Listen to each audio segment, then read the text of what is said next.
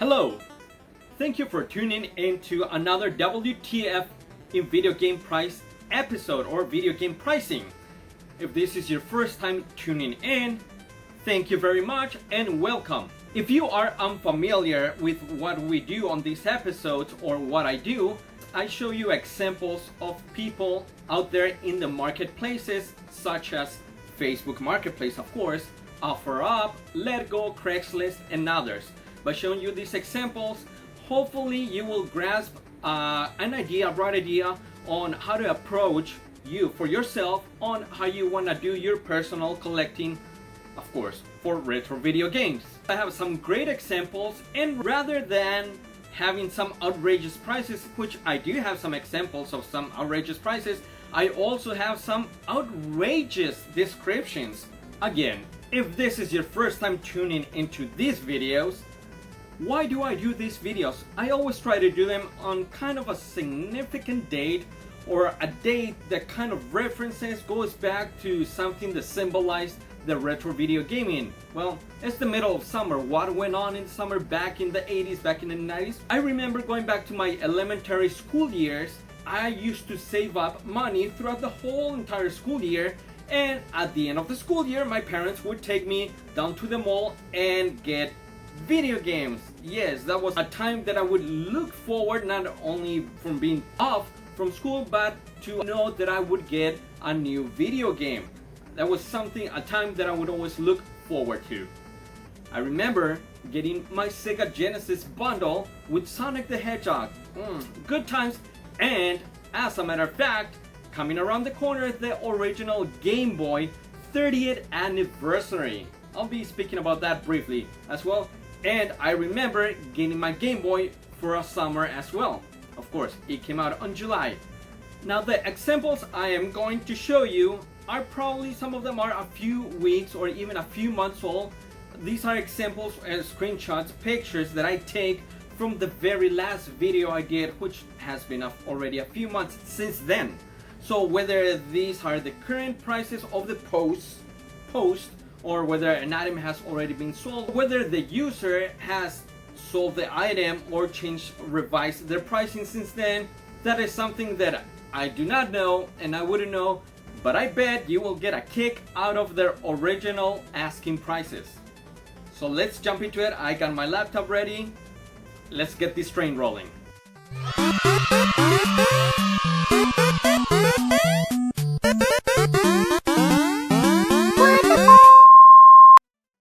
One thing that I want to repeat myself on and want to emphasize is to make sure, for you guys to make sure that you evaluate and do your research on your local retro video game market.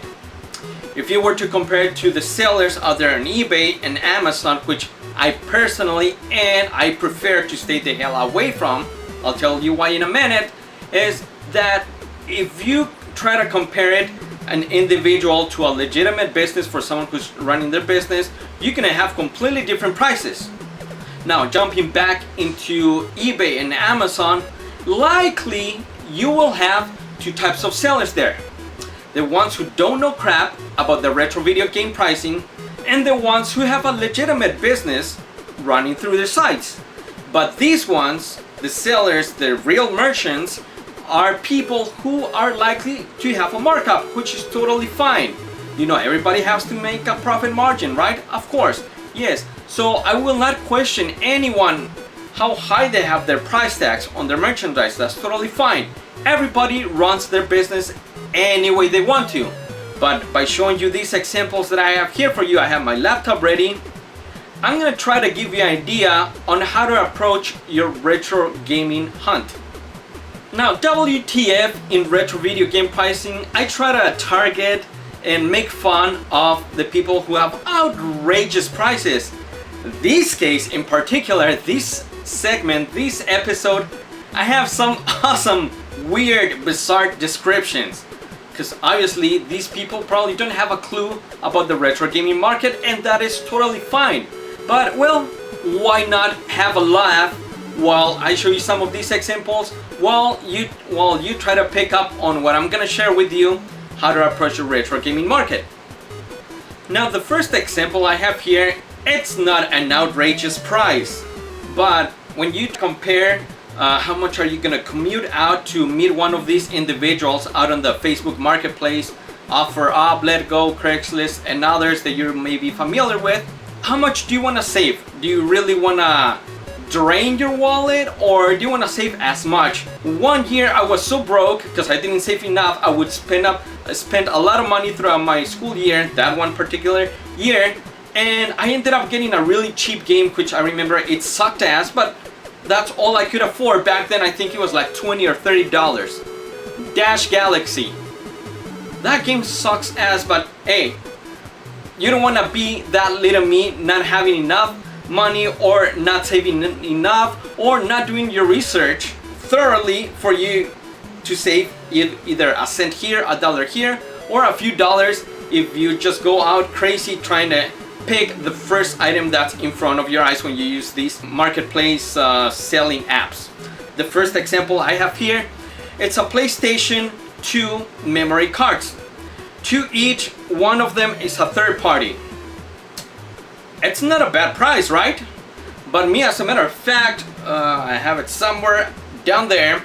I couldn't find my PlayStation memory cards, PlayStation 2 memory cards, and I went out to a retro gaming shop of my friends that I've already talked to in the previous episodes for $8. I saved myself $2 compared to this posting, and for me in Newport Beach, from where I reside, it's about 30 miles or so here in Orange County. So am I gonna drive 30 miles if I'm really desperate to pay $2 on top of what I could save on a retro gaming shop, or what the hell? The thing is, at a retro gaming shop, it is likely that you have warranty on their merchandise. Whether it's a week, 30 days, 90 days, they all have their own policies on that. An individual that you meet out here on the street, likely that you don't have a warranty whether a thing is in workable condition or not. One source that I've mentioned in the past is the pricecharting.com. Let me reiterate myself in case you've seen my previous videos, that I use this as my Bible guide when it comes to evaluating the retro gaming market. Now, these prices on pricecharting.com are just median based prices. It doesn't mean that an item you should be buying. Well, I'm just scrolling through the first page here that I have of the NES games, or Game Boys, I'm sorry.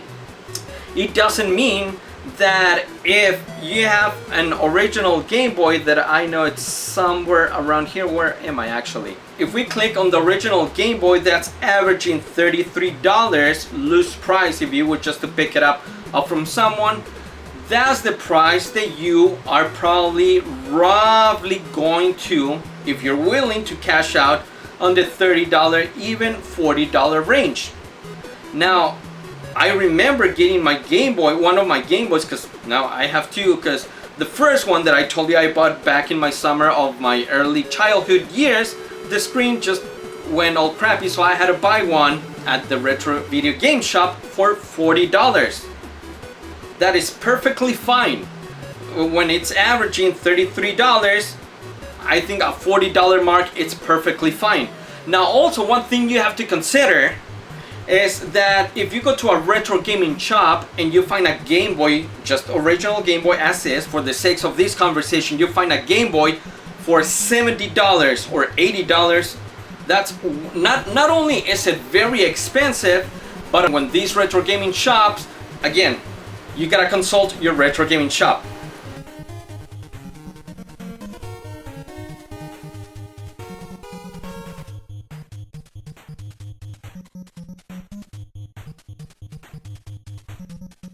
These retro gaming shops have a trading value of anywhere from 40 to 50 or even 60% value of what the item is. I'm just gonna give you an example. It doesn't mean your local retro gaming shop should evaluate your Game Boy at this. Let's say if I take my Game Boy to a retro gaming shop, my trading value of the Game Boy may be as low as $15 to as high as maybe $20. So from there, the retro gaming shop puts the markup price up to what the market value is. In this case, let's just take the $33, and from there they have also their markup, their profit margin to make. So when I bought it for $40, they had not only a 10% or $10 markup from where the market price is, the market value is, but they also have the profit margin from that range from when they bought it, trade in from whoever traded in. I don't know if that makes sense. So in reality, all these retro gaming shops are already making 100% profit margin. So if you think $33 or $40 is too expensive, that will be your personal call. Again, it's your wallet, not mine, and you decide who to give your business to. But always support local businesses, of course. Apologies, I just went right off the rail into another example. We were talking about the 8 megabytes PS2 memory cards. The market value, it's ranging around the $6-7 market price. So when I bought it for $8, that is pretty good, because maybe the trading value of when they bought in those memory cards, maybe they bought it for $3 or $4. Totally fine. Like I said, I'm fine if they want to have a 25% profit margin, 50% profit margin, 100% profit margin, as long as, for me, when I consider what's a reasonable range to pay. Next example I have are 4 Nintendo 64 games that state $17 each game. Have many more. Well, this is clearly someone who doesn't know or is not familiar. I always give them the benefit of the doubt. Who is not familiar with the retro gaming pricing or the market, I'm sorry. He has these 4 titles that are common and that nobody wants, and that are ranging in the no more than $7 range. Let's just take the Ready to Rumble boxing, just to give you an idea. I'm not gonna look through every single one, but we can take a look at a couple of them. The Rumble, Ready to Rumble boxing, and Knock Kings 2000, whatever that is, with Muhammad Ali and Geyser Tiger, I think. Yeah, it's a golfing game. So let's jump into the Nintendo 64 games. I have all my tabs right here, ready to go. I'm gonna sort these by alphabet, and I don't claim to be an expert, but I think I know sufficient of the retro gaming market for me to be able to give you the best of my knowledge of what I can. So Ready to Rumble, where is it? I know I saw it up here. Ready to Rumble boxing, there it is, $6.57. Knockout Kings. That thing's a $3 game. So when you have these items that are averaging $4, $3, $5 at a retro gaming shop, that's probably the range. You're probably not gonna pay any more than $8 or $10. That $10, like I said, is pushing it. It's way too much for someone. So for someone to sell these at $17 each, there is no way in hell. They're out of their mind. A Wii remote that he originally had for $27 brought it down to $23. Woo! You're saving a lot of money, aren't you? Well, no, not really, because a Wii remote, that's probably what you're probably gonna end up paying at a retro gaming shop in the $15, $20 range. Now, if I have this right, a Wii remote, it's gonna cost you, or is averaging on the market, around $8. Trading value will approximately be, thank you,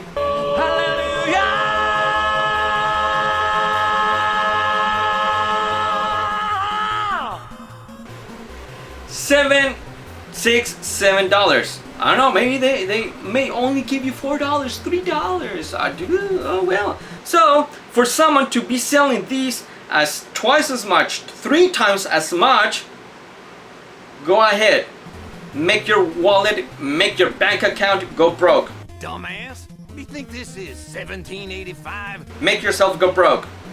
Someone is selling a Super Smash Brothers for $25, and for what it seems, I looked at the description, I looked at the other pictures, there was nothing else, so it makes me think that they're selling the cartridge alone. if we jump into any other retailer, which is likely to be at Target, Best Buy, Walmart, GameStop, what have you, look at how much is it going for. $30 at Target, right there, brand new. So do you want to pay, are you willing to pay $5 more for something that is guaranteed to work? Or do you want to take your chances and paying less for someone out there on the street that you have no clue, and even though they may tell you it works, it's perfectly fine, you don't have any warranties that these items gonna work. So I think me personally will pay extra $5 for me to go and take an item that is likely to work, and if it doesn't, you can easily return it, right? Yes, I think so too. Tetris. Someone's selling the Tetris for the Game Boy at $25. I'm not even gonna show you, well, I think I could while I speak, that this game, Tetris, it's going for about $5. We've already talked about it. I show you many examples before. I've seen it for $7 at a retro gaming shops. I've seen it also at the dollar bin, I kid you not. Here it is, Tetris for the Game Boy, $7.97. That means you're gonna pay a tops of $10 at a retro gaming shop. And I don't know why people think that because Tetris was a classic game back in the day, they think it is a valuable game as much as $25. So Tetris for the Game Boy.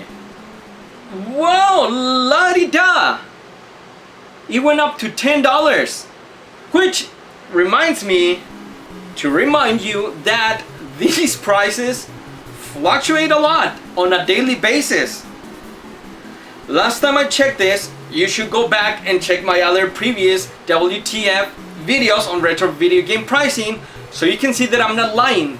I stand corrected today. Finally, so I still think that $25 it's quite high for a Tetris game that is very common.